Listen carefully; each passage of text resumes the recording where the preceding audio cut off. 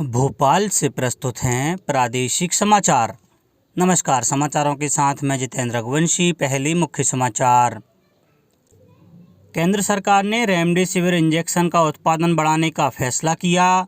CBSE और MP board ने स्थगित की बोर्ड परीक्षाएं। प्रदेश सहित 8 राज्यों में किसानों की बेहतरी के लिए माइक्रोसॉफ्ट के साथ समझौता और लोगों की खान पान की आदतों में सुधार के लिए सरकार ने शुरू किया आहार क्रांति अभियान। अब समाचार विस्तार से। केंद्र सरकार ने देश में रेमडेसिविर इंजेक्शन के उत्पादन और आपूर्ति बढ़ाने तथा इसकी कीमत कम करने का फैसला किया है। सरकार ने 6 निर्माताओं को हर महीने 7 अतिरिक्त केंद्रों पर इसकी 10 लाख खुराक उत्पादन करने की अनुमति दी है। इस समय देश में रेमडेसिविर के 7 निर्माताओं की कुल मासिक उत्पादन क्षमता 38,80,000 खुराक है। हर महीने 30 लाख और खुराक का उत्पादन करने की तैयारियां पूरी हो चुकी हैं। इससे मासिक उत्पादन क्षमता बढ़कर 78 लाख खुराक हो जाएगी। इससे पहले सरकार ने घरेलू दवा बाजार में इसकी आपूर्ति बढ़ाने के लिए रेमडेसिविर इंजेक्शन के निर्यात पर पाबंदी लगा दी थी। प्रदेश में कल कुल 3,890 यूनिट रेमडेसिविर इंजेक्शन की आपूर्ति की गई। वहीं विभिन्न अस्पतालों में 275 मीट्रिक टन ऑक्सीजन की उपलब्धता है। देश में पिछले 24 घंटे में 1,84,372 लोग संक्रमित हुए। इसके साथ ही संक्रमित लोगों की संख्या 1,38,73,825 हो गई है। वहीं अब तक 1,23,36,000 से अधिक कोविड मरीज स्वस्थ हो चुके हैं। स्वस्थ होने की दर घटकर 88.92% रह गई है। पिछले 24 घंटे में 1,027 लोगों की मृत्यु के साथ मृतकों की संख्या 1,72,085 हो गई है।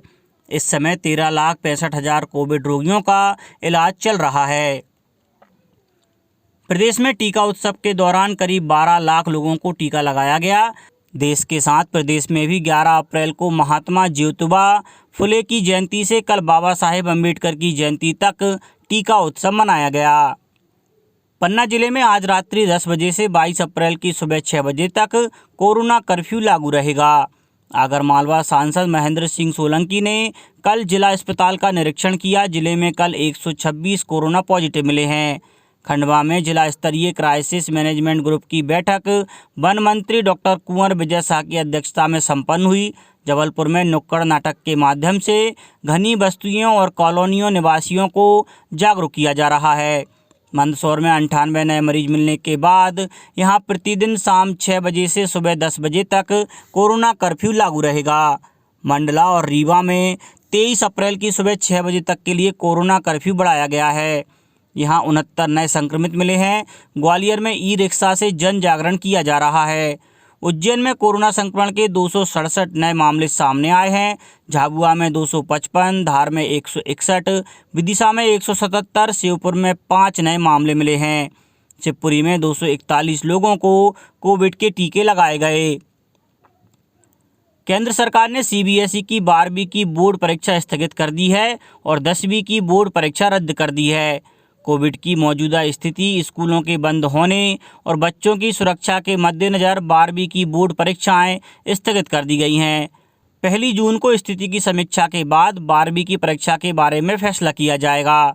10वीं बोर्ड के परीक्षा परिणामों को बोर्ड द्वारा विकसित प्रक्रिया के आधार पर तैयार किया जाएगा। उधर प्रदेश में भी मध्य प्रदेश माध्यमिक शिक्षा मंडल ने हाई स्कूल और हायर सेकेंडरी सहित अपनी सभी परीक्षाएं कोरोना संक्रमण के खतरे को देखते हुए 1 महीने के लिए स्थगित कर दी हैं।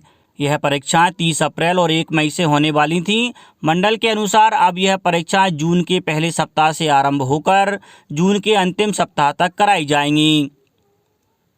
उपराष्ट्रपति एम वेंकैया नायडू ने कोविड से लड़ने में राज्यपालों को मुख्यमंत्रियों के साथ सक्रिय सहयोग करने को कहा है।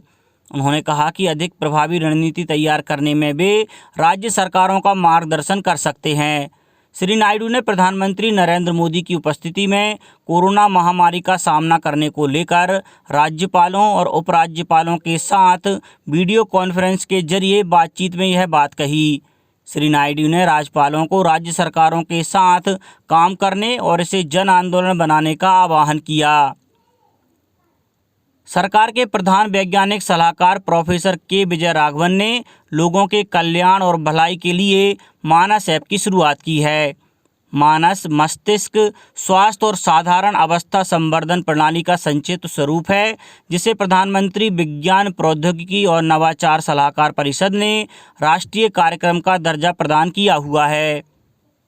केंद्रीय कृषि मंत्री ने मध्य प्रदेश सहित 6 राज्यों के 100 गांवों में प्रायोगिक परियोजना के लिए माइक्रोसॉफ्ट के साथ समझौता ज्ञापन पर हस्ताक्षर किए हैं।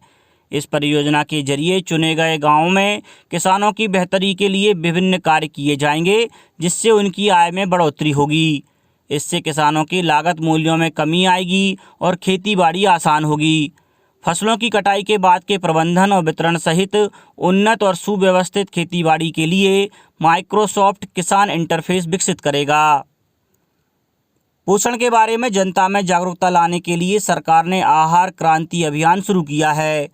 इसे आहार से जुड़ी इस विशेष समस्या, खासतौर पर खुशहाली के बावजूद भोजन से संबंधित कुपोषण से निपटने के लिए शुरू किया गया है। अध्ययनों से पता चला है कि भारत में कैलोरी के लिहाज से जितने कृषि उत्पादों की ज़रूरत है, उससे 2 गुना उत्पादन होता है, लेकिन इसके बावजूद देश में कुपोषण की समस्या बरकरार है। इसी बात को ध्यान में रखते हुए आहार क्रांति अभियान शुरू किया गया है। इस अभियान का आदर्श वाक्य है, उत्तम आहार उत्तम विचार। आहार क्रांति अभियान के अंतर्गत लोगों को भारत के परंपरागत भोजन में पोषण, स्थानीय फलों और सब्जियों के औषधीय गुणों और संतुलित आहार के महत्व के बारे में बताया जाएगा। दमोह उपचुनाव के लिए चुनाव प्रचार का शोर आज थम जाएगा। इससे पहले कल भाजपा और कांग्रेस का शक्ति प्रदर्शन हुआ। कांग्रेस के पूर्व मुख्यमंत्री और कांग्रेस अध्यक्ष कमलनाथ ने रोड शो किया। वहीं शाम को भाजपा से प्रदेश अध्यक्ष BD शर्मा, केंद्रीय मंत्री प्रहलाद पटेल ने रैली निकालकर रोड शो किया। प्रशासनिक स्तर पर निर्वाचन की तैयारियां अंतिम क्षणों में हैं। इस उपचुनाव में 2,39,000 से ज़्यादा मतदाता अपने मताधिकार का प्रयोग करेंगे, जिसमें से लगभग 6,572 मतदाता पहली बार वोट डालेंगे। इस बार भाजपा और कांग्रेस सहित 22 उम्मीदवार चुनाव मैदान में हैं, जिसमें 16 उम्मीदवार निर्दलीय हैं। 2 महिलाएं भी चुनावी दांव पेंच में अपनी किस्मत आजमा रही हैं। अब बात मौसम की। मध्य प्रदेश में मौसम में लगातार बदलाव हो रहा है। राजधानी समेत इंदौर, उज्जैन, जबलपुर, होशंगाबाद संभाग के जिलों में मौसम विभाग ने अगले 24 घंटे में तेज हवा चलने के साथ ही बारिश होने की संभावना जताई है। मौसम वैज्ञानिक PK साहा ने बताया कि उत्तर पश्चिम मध्य प्रदेश में ऊपरी हवाओं का चक्रवात बना हुआ है। इससे नमी आने से बादल बन रहे हैं। इससे भोपाल, इंदौर, उज्जैन, जबलपुर, होशंगाबाद संभाग के जिलों में बादल छाने के साथ हवा चलने और हल्की बारिश हो सकती है। साहा ने बताया कि उत्तर पश्चिम मध्य प्रदेश में बना सिस्टम देर रात तक खत्म हो जाएगा। इसके बाद अगले 5 दिन तक प्रदेश में मौसम साफ रहेगा और तापमान में धीरे धीरे बढ़ोतरी होगी। अंत में मुख्य समाचार एक बार फिर। केंद्र सरकार ने रेमडेसिविर इंजेक्शन का उत्पादन बढ़ाने का फैसला किया। CBSE और MP बोर्ड ने स्थगित की बोर्ड परीक्षाएं।